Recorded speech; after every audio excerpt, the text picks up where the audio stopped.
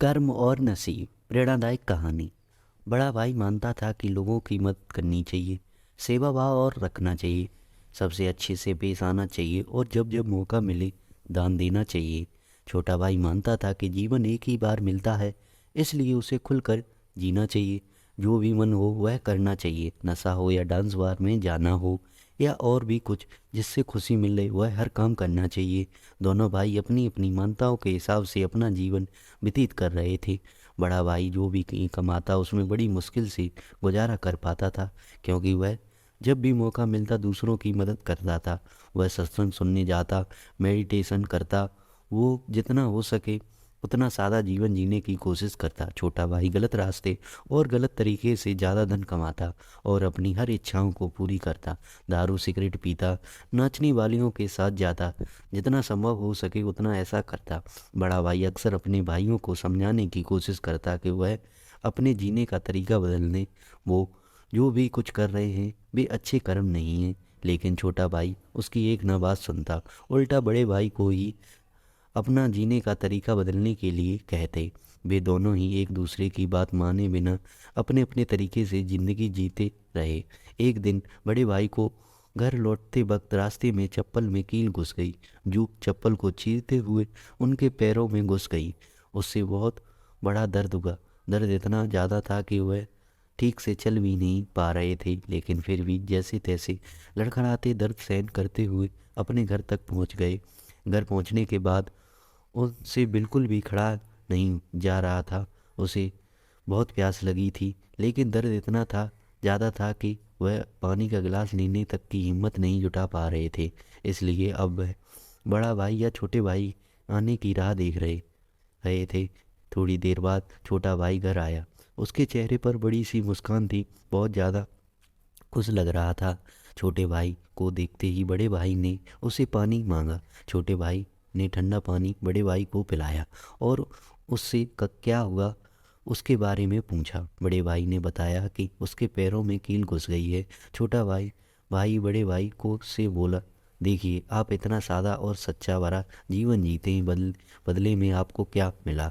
और ये देखिए मैं इतना खुलकर जीवन जीता हूँ, इसलिए आज मुझे रास्ते पे ये हीरे का हार मिला है।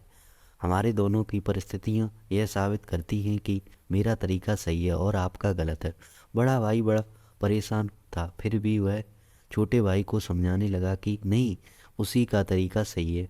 बड़ा भाई कह रहा था कि तरीका मेरा ही सही है, लेकिन शायद कुछ गड़बड़ है। इसलिए हम ऐसा करते हैं कि कल हम दोनों ज्योतिषी को अपनी अपनी कुंडली दिखाएंगे, वही बताएंगे कि क्या दिक्कत है। वह जिस ज्योतिषी की बात कर रहे थे वह बहुत बड़ा माना ज्योतिषी था। उसकी कोई भी भविष्यवाणी गलत नहीं होती थी। छोटा भाई हीरे का हार मिलने की वजह से बहुत खुश था, इसलिए वह भी बड़े भाई के साथ जाकर कुंडली दिखाने के लिए राजी हो गया। अगली सुबह दोनों भाई अपनी अपनी कुंडली लेकर उस जोशी के पास पहुंच गए। बड़े भाई ने अपनी कुंडली जोशी को दिखाई। उस कुंडली को देखते ही जोशी बोले, बाप रे बाप, किस अभागे की ये कुंडली है, यह तो अब तक मर गया होगा। बड़ा भाई कुछ नहीं बोला और फिर छोटे भाई की कुंडली ज्योतिषी को पढ़ने के लिए दी गई। उसकी कुंडली देखते ही ज्योतिषी खुशी से बोल पड़ा, यह तो बहुत अच्छी कुंडली है, इसमें तो राजयोग लिखा है, यह जरूर अब तक मंत्री बन गया होगा। दोनों कुंडली देखने के बाद दोनों भाइयों ने ज्योतिषी से कहा कि ये दोनों कुंडली उनकी हैं। आप की भविष्यवाणी गलत है, क्योंकि न ही बड़ा भाई अब तक मरा है और न ही छोटा भाई मंत्री बना है। जोशी ने दोनों से कहा कि ये कुंडली पढ़ने में गलत हो ही नहीं सकता।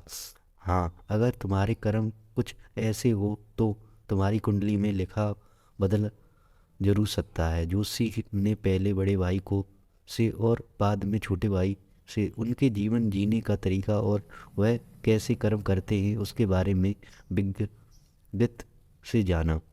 जोशी ने दोनों को समझाते हुए कहा कि मेरी पढ़ाई हुई कुंडली गलत नहीं है, यह बड़े भाई के अच्छे कर्म हैं जिनसे उसको कुंडली में लिखे मौत की जगह सिर्फ एक कील का दर्द मिला है, और दूसरी तरफ छोटे भाई के बुरे कर्म की जिसकी वजह से उसका राजयोग चला गया और उसे सिर्फ एक छोटा सा हीरे का हार ही मिला जिससे जल्दी बेचकर ख़त्म कर देगा। दोस्तों, छोटी सी प्रेरित कहानी हमें वही सदियों पुरानी बात याद दिलाती है कि जैसा कर्म वैसा ही फल होगा। अगर हमारा वर्तमान अच्छा या बुरा है तो वही हमारे पहले पुराने कर्मों की वजह से, और हमारे भविष्य अच्छा या बुरा होगा वह हमारे वर्तमान कर्मों के हिसाब से ही होगा। इसलिए हमेशा ध्यान रखें कि अच्छे कर्म करना न छोड़ें।